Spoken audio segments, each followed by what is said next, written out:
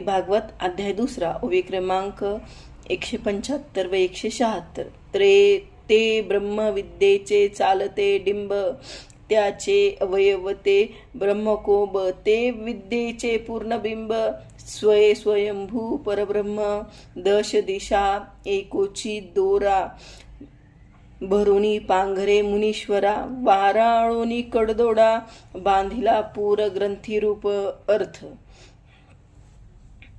ते ब्रह्मविद्येचे चालते बोलते जणू पुतळेच होते. त्यांचे अवयव म्हणजे ब्रह्माला फुटलेले कोंबच होते.